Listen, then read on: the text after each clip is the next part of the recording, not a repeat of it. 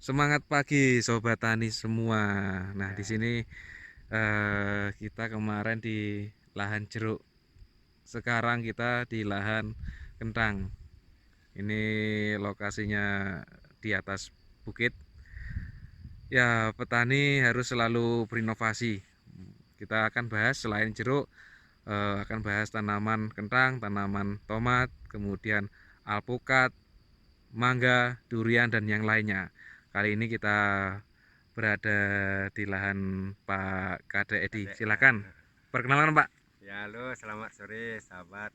Saya Pak Kadek Edi dari Desa Pancasari, tepatnya dari Buleleng, daerah Buleleng, ketinggian kurang lebih 1.300 mdpl. Oh gitu ya. Ya, Ya, ini ada yang menarik dari Pak Kade Edi ini. Sebelumnya kenapa nanam kentang ini? Gara-gara kenapa ini? Ceritanya Pak Kade. aduh, kalau itu diomongin bikin saya mau nangis sebenarnya. Basicnya saya kan di pariwisata, saya punya tour and travel gitu kan. Jadi untuk masalah pertanian ini saya sebenarnya ilmunya kecil sekali ya, boleh dibilang cuman bantu-bantu orang tua lah waktu masih kecil gitu kan. Setelah lulus sekolah saya merantau ke kota dan pasar, saya bikin usaha tour and travel. Karena covid saya memutuskan untuk bertani. Nah, syukurnya saya tahu sedikit teknologi, saya kontak-kontak beberapa perusahaan untuk penyedia pupuk gitu kan. Nah, untuk penyedia pupuk saya kontak Merauke Tetap Jaya karena dari apa namanya itu sosial media terutama YouTube saya lihat di sana banyak orang menggunakan. Nah, dari perusahaan itu saya dapat kontaknya Bapak ini yang rekam ini. Wah, Jadi beliau yang membimbing saya untuk pemupukan dari pupuk dasar, pupuk susulan dan lain sebagainya yang untuk nutrisi lah istilahnya. Dan sekarang saya mau berbagi sedikit pengalaman saya karena pertama kali ini saya bercocok tanam khususnya di tanaman kentang dalam situasi cuaca yang ya lumayan ekstrim lah. Tetangga yang senior-senior udah pada busuk kentangnya tapi saya masih terlihat bagus. Ya, pupuk salah satu faktor penunjang itu karena kan tanaman, semua tanaman penuh nutrisi ya. Terus untuk masalah fungisida atau pestisida itu gampang lah, kita bisa tanya-tanya di toko, pakai obat yang mahal yang kuat itu pasti tanaman nggak akan terserang penyakit gitu. Tapi kalau untuk pupuk sangat sedikit sekali yang paham tentang pupuk, termasuk petani-petani senior di sini. Ya, saya ucapkan terima kasih nih Pak. aduh, bukan membimbing sebenarnya. Kita di sini sharing-sharing saja. Ya, Apa sharing yang lah. kurang kita coba masukkan karena di Bedugul ini di Pancasari ini untuk pemupukan dasar sangat-sangat minim. Petani di Betul sini betul. biasanya hanya menggunakan pupuk organik saja. Tetapi sebenarnya dengan organik itu ya bagus bagi tanah, tapi untuk kebutuhan nutrisi tanaman dengan organik saja akan kurang. Oleh karena itu kita beri masukan lah kepada Pak Kade ini agar menggunakan pupuk kimia karena nutrisi tanaman itu dari kimia, kesehatan tanah itu dari pupuk organik. Jadi kita harus padukan kedua-duanya. Ya, syukurlah Pak Kade ini menerima dan mau mencoba memadukan dua versi tadi antara pupuk organik dan pupuk kimia. Ini hasilnya. Untuk ini Pak Kade, Ya, untuk pupuk organiknya apa yang digunakan, kemudian pupuk kimia apa saja yang digunakan untuk tanaman kentang ini? ya, ya. Sudah. Untuk saya ini otodidak, aduh gimana nih ya, nggak ada planning ini videonya.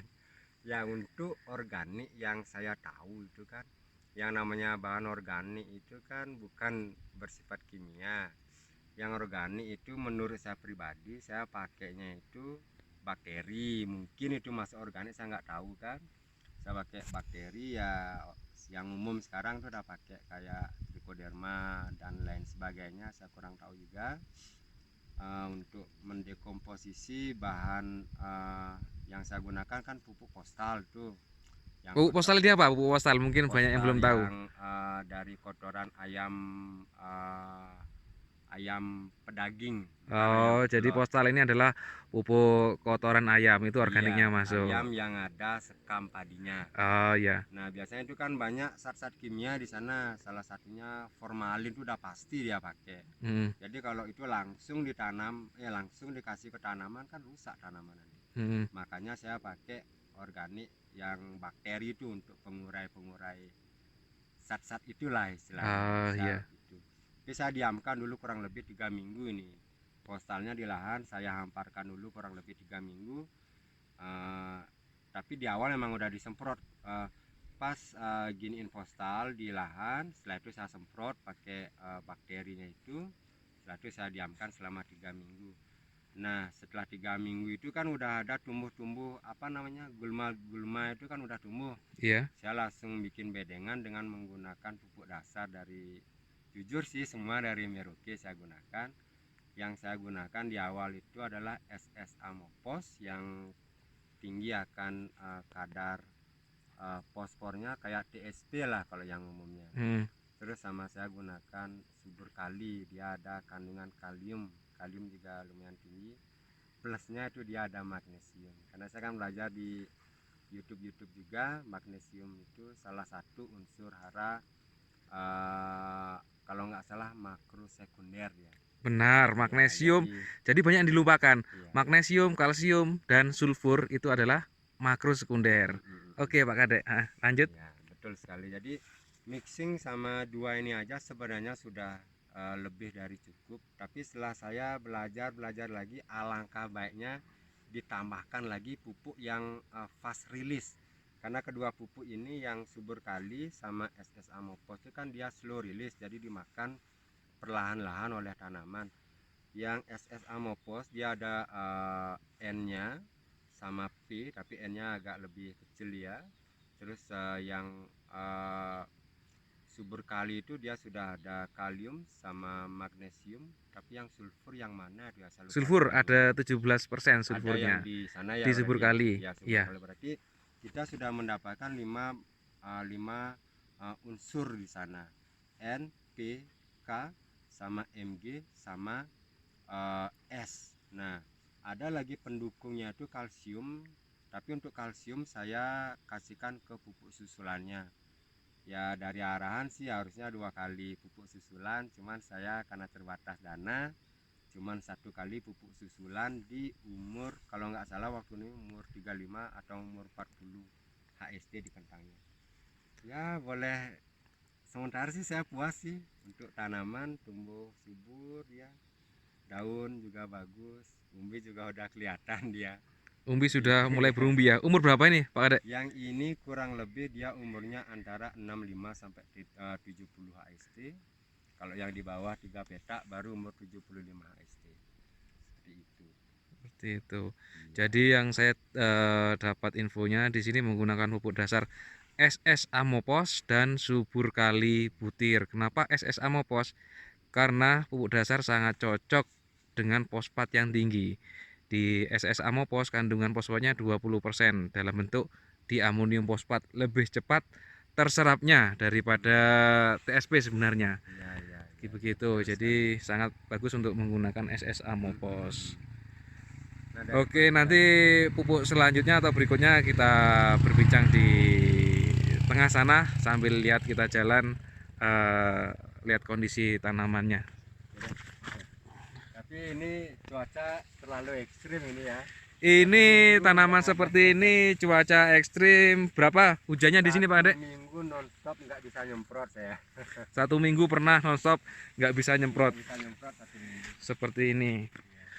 Nanti episode berikutnya kita bahas tentang fungisida apa saja yang dipakai. Sekarang kita bahas pupuknya dulu Pak Kadek ya. Iya betul sekali, pupuk lagi. Karena itu yang paling penting itu nanti. Yang paling penting, tapi semuanya juga penting. Pertama, bibit penting. Kedua, pengolahan lahan penting. Pupuk juga penting dan perawatan. Perawatan ini pestisida, kemudian cara tanamnya itu sangat penting juga sebenarnya. Jadi tidak bisa tinggalkan semua Pak Kadek. Iya betul sekali. Tapi di sini sampingnya cuma sedikit, cuman ini aja. Nah, ini Lainnya kan ada yang di atas di sini. Saya ini pakai. NPK partner kandungan 13 dipakai Iya. usulan. Kemudian Mutiara Ya. 16. Mm-mm. Sebenarnya juga pakai Karate Boroni, Iya, karate boroni saya masukin. MKP juga Ya. pakai, SOP SOP juga juga ya. pakai. Jadi istilah Mm-mm. paket komplit ini. Iya, pakai komplit ya. Kalau Oke. ini seneng ya, mutiara ini kan bagus ya di awal vegetatif untuk merangsang tanaman. Biasanya saya mixing partnernya ini saya pakai pupuk NPK ini yang satu drum itu 200 liter, saya kasih kocorannya 3 kilogram per Satu drum, 200. coba lihat yang ini Iya. drumnya pakai ini alat kocornya ya. Iya. Kemudian ini drumnya. Iya. Nah, Itu. Nah, yang untuk kocoran pertama itu kenapa saya ya, untuk kocorannya itu kan saya pakai pupuk mutiara, dia bagus untuk pertumbuhan vegetatif di umur, kalau kentang saya di umur 20 sampai 25 HST itu udah saya kocor. Tapi saya mix lagi, saya campur lagi sama magnesium. Kocorannya sama juga MKP. jadi Mutiara 16, magnesium, MKP ya. Iya, Luar itu biasa yang itu saya pakai. dikocorkan. Iya. Bagusnya itu setelah dikocor itu tanaman tuh tumbuhnya dia tuh serempak, daun dia lebar, pertumbuhan tunas dia bagus. Juga untuk nggak tahu juga ya efeknya ya, di umur 35-40 tuh kentang saya semua udah berbunga waktu itu, serempak dia bunganya. Makanya waktu foto-foto kemarin tuh kayak taman bunga ini kentangnya, seperti Hmm, itu. Nah setelahnya itu saya di umur 10 harinya lagi tuh kurang lebih 30 atau 35 baru saya masukin yang partnernya ini. Ini partner kan dia N-nya lebih kecil ya. N-nya Jadi lebih kecil. ya Kandungan kaliumnya lebih besar lebih ya besar. untuk merangsang pertumbuhan apa namanya? Pertumbuhan generatifnya dia lebih bagus. Tapi yang ini saya mix kalau nggak salah waktu ini saya pakai Karate Boroni dia mixing partnernya. Cuman itu aja NPK partner sama Karate Boroni. Nah kenapa saya masukkan Karate Boroninya itu untuk kalsium. Kalau menurut informasi sih kalsium bagus untuk batang umbi sih terutama biar lebih kuat umbinya nanti. Seperti itu sih. Kalau bisa sih apa namanya tuh ditambahin lagi pupuk-pupuk yang lain, cuma saya nggak nambahin karena terbentuk dari modal dan saya nggak berani nyoba-nyoba, jadi yang pasti aja lah dulu partner sama karate Karate Boroni. Brownie. Oke, bisa saya tambahkan. Kenapa pakai partner? Saya sarankan pakai partner karena kaliumnya 24%. Itu yang dibutuhkan untuk fase generatif atau pembentukan umbi. Dan ditambahkan Karate Plus Boroni. Nah, itu yang sangat penting. Kenapa ditambahkan kalsium? Karena kalsium sangat berperan penting untuk penebalan dinding sel, kesehatan tanaman, kemudian nanti akan berpengaruh pada pasca panen. Hasil panen itu akan lebih mengkilat, lebih bersih, istilahnya juga penyimpanan juga lebih lama. Itu kelebihan dari Karate Boroni, Pak Ade. Kenapa saya wajib harus tambahkan Karate Iya, Plus Boroni? baik baik. Begitu. Kemudian pemupukan ini istilahnya pemupukan selanjutnya. Iya, jadi kan saya sistemnya pupuk dasar 1 kali, terus pupuk kocor 2 kali. Pupuk kocor kan disiram sekarang ya langsung dia bereaksi kan, langsung diserap sama tanaman. Nah untuk menunjang hasil yang lebih wow lagi, yang mudah-mudahan Tuhan berkehendak, saya lagi kasih pupuk tugal susulannya. Pupuk tugal itu saya pakai apa namanya subur kali, karena subur kali dia kan gininya tinggi dia, kaliumnya tinggi juga, dia slow release, jadi tanaman tuh terus ada tambahan nutrisi. Saya mix lagi sama Karate Boroninya seperti itu. Jadi subur kali ditambah Karate Boroni itu yang saya gunakan di umur 40 sampai umur 45 hari untuk sistem tugalnya. Tapi saya kasih sedikit-sedikit. Sedikit. Oh iya, di Mulsa ini cara menugalnya bagaimana, Pak Kadek? Ya, Kita sistemnya coba kalau lihat. bisa saya tunjukkan sih. Coba yang di sini, yang di sini. Ya, ini jadi habis tanam kentang itu belum tumbuh itu saya udah udah lobangi ini di tengah-tengah ini saya lobangi. Jadi jaraknya ini kan kurang lebih 10 cm. 10 cm dari tanaman ini mungkin 12-an lah atau 15 ini.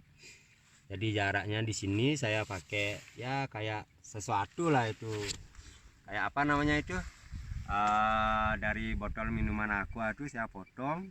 Jadi saya taruh di sini langsung kasih pupuk. Jadi lebih gampang lah ngasihnya. Seperti itu. Ini untuk luasan tanaman 20.000 pohon ini yang saya habiskan berapa kemarin ya? Kurang lebih ada 5 kuintal kayaknya. 5 kintal ya? Iya, kurang lebih. Lupa 500 itu, kilo. ya, catatannya ada di rumah. Oke. Kurang lebih.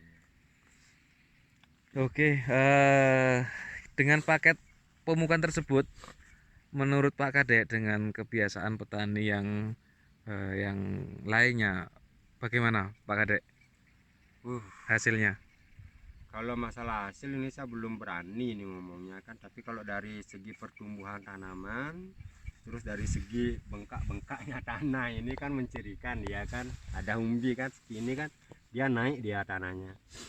Berarti dia udah ada umbi yang membesar dalam tanah. Kalau petani di sini sih rata-rata masalah pemupukan tuh dia ngocor aja, paling mainan Pak Tani Putih yang kayak itu, kurang tahu juga saya, tapi ya ya KNO bisa 3 ngomong putih gitu ya. Jadi dia untuk pupuk dasar itu memang pengeluarannya sedikit ya kalau petani pada umumnya di sini.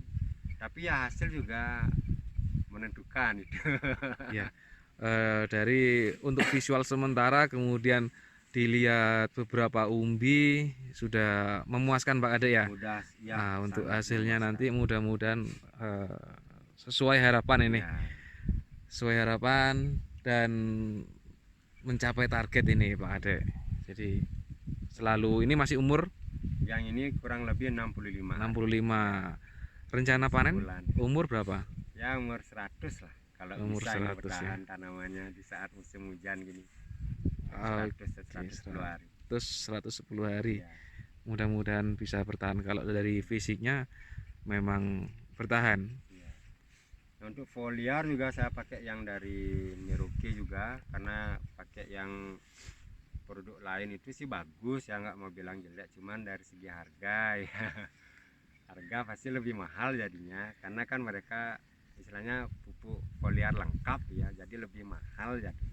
Ya, dengan Merauke ini Pak Kade menggunakan serial tunggal kayak MKP, Iya, SOP, Mark S dan Mikro Vitoflex di mix sendiri. iya. Ya, tahapannya bagaimana yang digunakan untuk penyemprotan kemarin Iya, ini Pak Kade? kalau itu ada catatannya sih Pak ya, di rumah tuh catatannya. Tapi secara umum dari awal itu memang kita yang perlukan itu saya mixnya MKP itu saya pakai yang bukan di awal pertumbuhan sekali. MKP saya pakai, magnesium saya pakai untuk penjelasan lebih detailnya itu mungkin kita perlu waktu lagi. Terus profit itu saya pakai Maxi. ya, yang Maxi itu bagus ya untuk pertumbuhan tanaman tuh biar cepat, itu bagus tuh. Maxi itu saya pakai, yang merah saya pakai itu.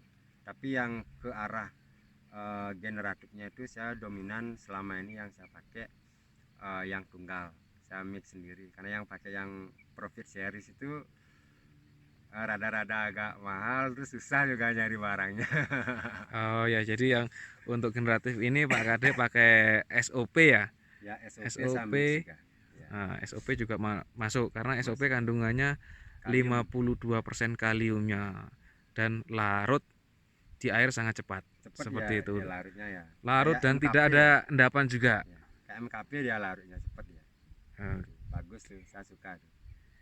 Oke Pak Kade, sekian bincang-bincang kali ini dengan Pak Kade, petani kentang di daerah Pancasari.